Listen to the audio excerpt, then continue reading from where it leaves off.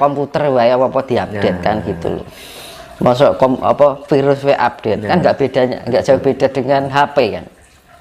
Terus ini Mas, terkait dengan virus, kalau kita kaitkan dengan perubahan peradaban zaman baru, apakah ini merupakan salah satu dari faktor penyebab nanti akan timbulnya peradaban baru? Ya itu karena perang dunia ya itu ya, perang halus. Jadi perang biologis. Kita akan berusaha dikendalikan oleh negara lain. Gitu. Dan kita harus jalan satu-satunya itu tadi Mas. Kita lebih ada pendekatan dengan alam. Wis toh, ada virus apapun, kalau kita sudah bisa mencapai tingkat kesadaran yang tinggi dan pencapaian apa ya namanya kedekatan alam yang bagus, wis toh aman gitu.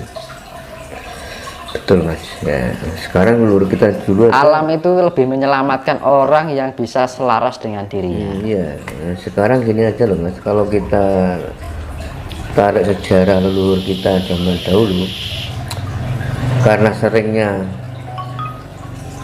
bertemu bahkan menyatu dengan alam, kadang sakit aja kan nggak pernah. Iya. Sakit aja obatnya pakai daun. Dulu nggak ada dokter, nggak ada rumah sakit. Itu kan bukti nyata bahwa pentingnya kita menyatu dengan alam. Nah, seperti itu ya Mas. Ya itu kan ya dulu itu serba alami. Sekarang sudah diracuni dengan bahan kimia. Akhirnya apa? Kondisi fisik manusia zaman sekarang terkontaminasi oleh zat kimia yang akhirnya apa? Melemahkan sel-sel yang ada di dalam tubuh kita. Makanya orang-orang sekarang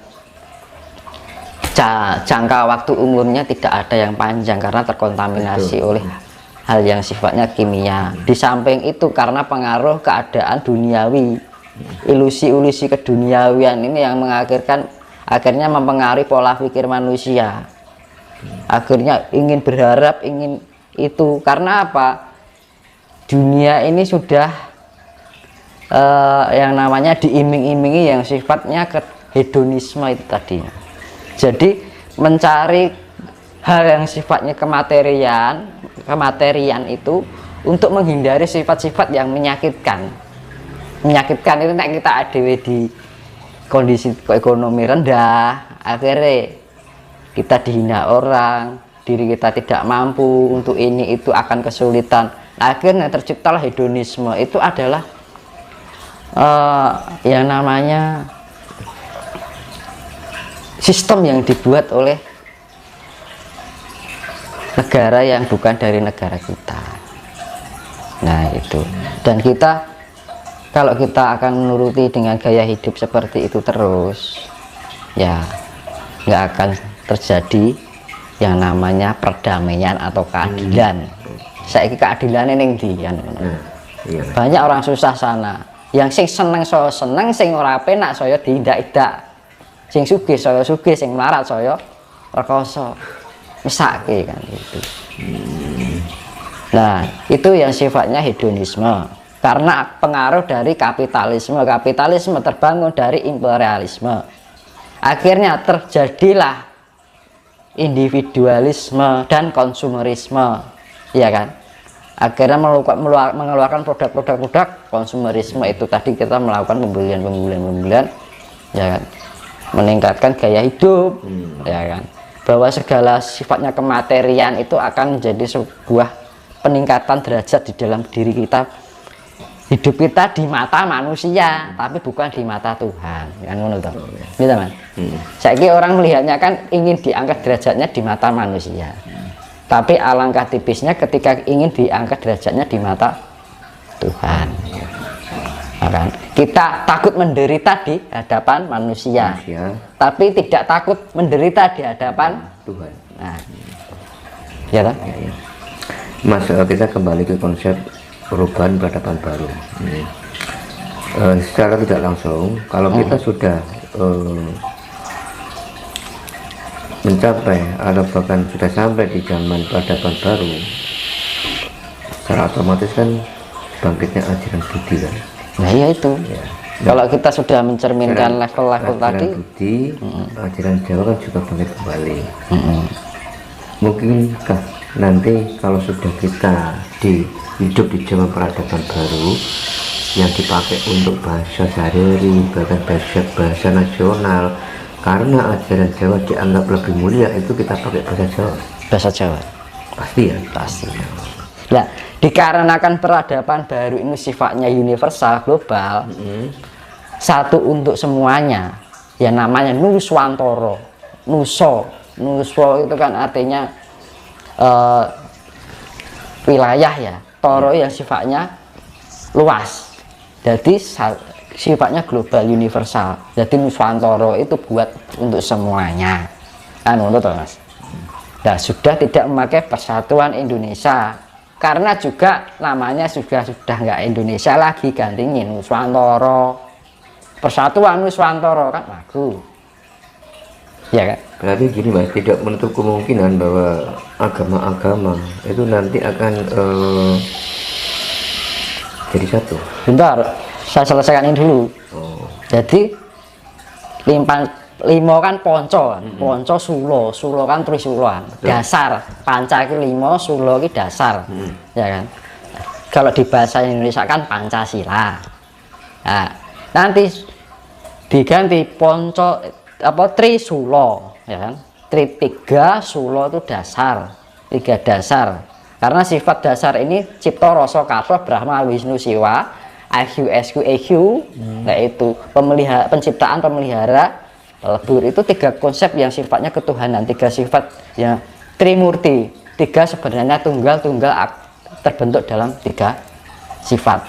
Nah, yang sebenarnya adalah tunggal, itu yang namanya Trisula Wedo. Nah, yang sila keempat itu kan permusyawaratan, itu sudah dijadikan satu dengan sifatnya Hamemayu Hayuning keluarga.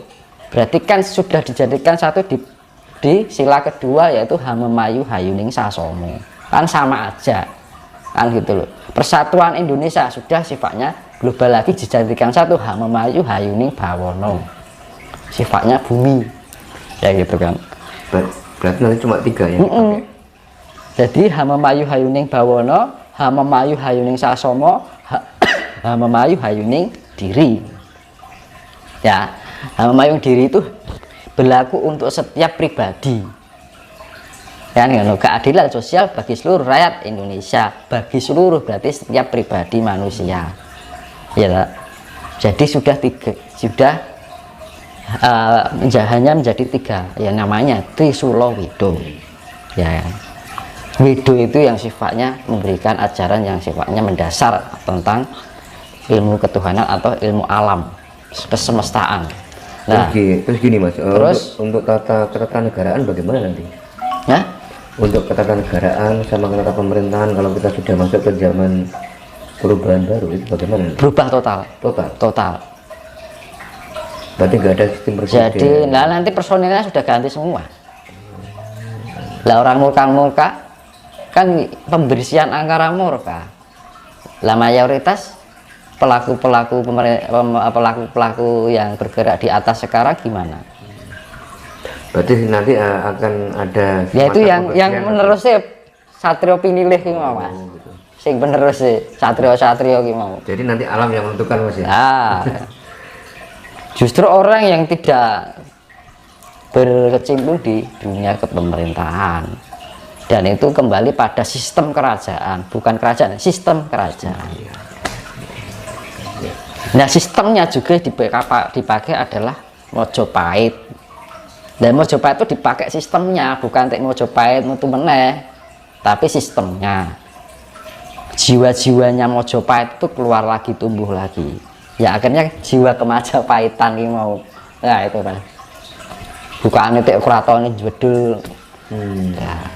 Tapi jiwanya, tapi situsnya juga akan keluar, muncul semua, termasuk harta-hartanya, peninggalannya. Mas, kalau kita berbicara dengan harta leluhur, apakah itu sifatnya itu materi dan bisa dilihat dengan kasat mata, apa bagaimana Mas? Kalau sekarang ya belum ditampakkan secara kasat Mas. Ada yang sifatnya kasat, non kasat, ada yang sifatnya kasat. Kasat itu yang tertimbun ya karena perubahan alam, yaitu kan yang namanya harta peninggalan itu ada sifatnya dinasti dengan prasasti. Dinasti Dengan prasasti. Kalau dinasti itu sifatnya kerajaan-kerajaan Kediri, Mojopahit, Mataram kuno, kan gitu. iya. Singosari itu dinasti. Kalau prasasti itu peninggalan, misalnya kayak peninggalan Lemuria, Atlantis kayak gitu. Itu prasasti. Sifatnya lebih kuno dari kuno kan. Baik kuno kan. Iya. Di atasnya kuno. Jadi nanti itu pasti akan juga lagi ya. Ya. Jadi yang namanya kesejahteraan, zaman keadilan itu kan, zaman kemakmuran itu kan yo makmur secara fisik dan non fisik. Keadilan di dalam secara kasih itu loh Mas. Ya kan? Kasih yang mendunia. Ya kan? Terus secara fisiknya yaitu kemakmuran yang sifatnya harta.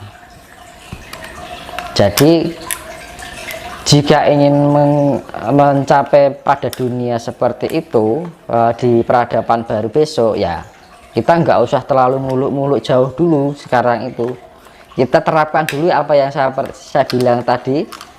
Ojo nanding sariro, ojo ngukur sariro, kudu bisa tepo sariro, mawas diri dan mulat sariro. Kalau sudah bisa menjalankan itu, walaupun kita berada di dalam kehidupan kesederhanaan yang sekarang, kita bisa melewati zaman yang namanya Broto Yudo.